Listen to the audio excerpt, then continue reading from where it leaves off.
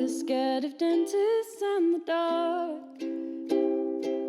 I had gone to the shop with my cousin, and on the way back there were these girls. They were verbally abusive, they were physically abusive. Then they started to up their threats, saying that they were going to kill me, kill my cousin. The girls ended up following to my uncle's house. We hear something from the front room. They had thrown a rock at my uncle and auntie's window. I don't remember much else apart from my auntie calling the police. The police came to the house and they took statements from me, my cousin, and my auntie. And because I'm autistic, it was considered a disability hate crime, which is how Merseyside Police put me in contact with Daisy.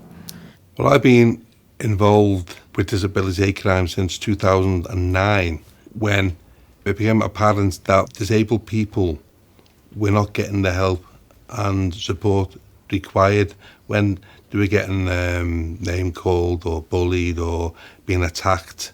So, with more serious crimes, people who were met, who spoke to, who had a disability, turned out 9 out of 10 of them had been victims of hate crime, but a lot of them didn't have the capacity to understand it. So I think a lot of hate crime towards disabled people absolutely is kind of seen as banter or a joke. I think a lot of disability hate speech especially gets thrown around a lot without people really understanding the significance of it and the harms of it as well. Unfortunately, on Merseyside, disability hate crime only accounts for about 9% of all reported hate crime.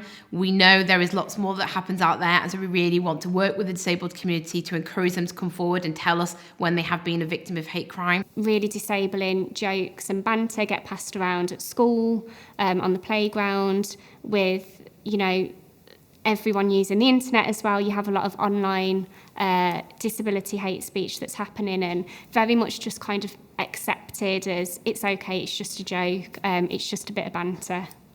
All forms of crime are awful, and we know just how traumatic it can be when you are a victim of crime. But for victims of hate crime, it's a real targeted attack as to who you are and your identity. And I think a lot of attitudes towards disability and disabled people are kind of underpinned by hostility but not really recognised as such. So people won't necessarily outright say, yes, I hate disabled people, but actually a lot of the attitudes are kind of that disabled people are perceived to be inferior and just different to non-disabled people, and this kind of fuels a lot of really culturally accepted attitudes towards disabled people. There should be education for people, just general people. There should be education for workplaces, and there should be education for teachers. There should be acceptance and education about differences that people may have or why they may act certain ways that they do. I'm really keen to get out and speak to schools, speak to young people, talk about how we can educate people around hate crime. What is a hate crime? Why it's so important that we tackle it. The impact of hate crime on our victims, it's so important. The businesses, organisations should get their staff on board so they understand what disability is and then what a disability hate crime is. Because you're not going to help anyone through disability hate crime if you don't actually understand what a disability is, because there's different kinds of disabilities, from physical, sensory, learning difficulties to mental health. The support needs to be available where incidents have happened, but more generally there needs to be much more work within education settings, cultural representation, in actually challenging negative attitudes and sharing much more positive, realistic attitudes towards disability.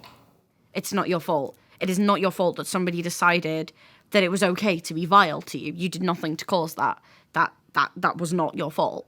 There was nothing you could have done. All you were doing was being yourself and minding your own business. That is not your fault, and you should never, ever apologise for that. Don't ever let somebody else make you feel like you can't be who you are. I think definitely challenge people on the attitudes that they hold, but I think we also need to make wider systems and structures accountable. So thinking, government cuts to welfare, for example, has really fueled a lot of hostility towards disabled people. It's increased anxiety, financial insecurity, more generally. And actually, we know that when people are in those situations, disabled people and other marginalised groups are really easy scapegoats for those feelings. I commissioned Daisy UK, who do really great work for victims of disability hate crime, providing them that really crucial support while they make their report, but also allowing them to help to recover from the crime that they've experienced. And we'll do a bit of a strategy on how to help that individual. So from a phone call, get to know the person, talk to them, find out a bit more about the perceived hate crime or incidents, talk them through it, help and support them, offer them that the extra support by coming to Daisy. If it's an emergency and somebody's life is at risk, please always call 999 and the police will be able to respond. If it's not an emergency, you can contact the police with 101 number, or you can report it online as well via the website. You can also speak to Stop Hate UK, who run a confidential service. You can do this online, you can do this via the app, or you can go to one of our hate crime reporting centres and they will be able to take your report of hate crime as well. A lot of the time, neurodivergent people and autistic people feel the need to mask, which is basically means try and appear the same as like everybody else to try and fit in and not be like ostracised for any reason.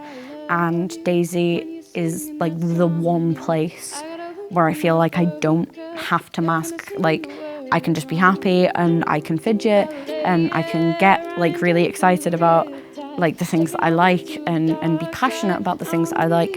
And instead of it being a bad thing, it's celebrated, which is really nice. I don't have that anywhere else.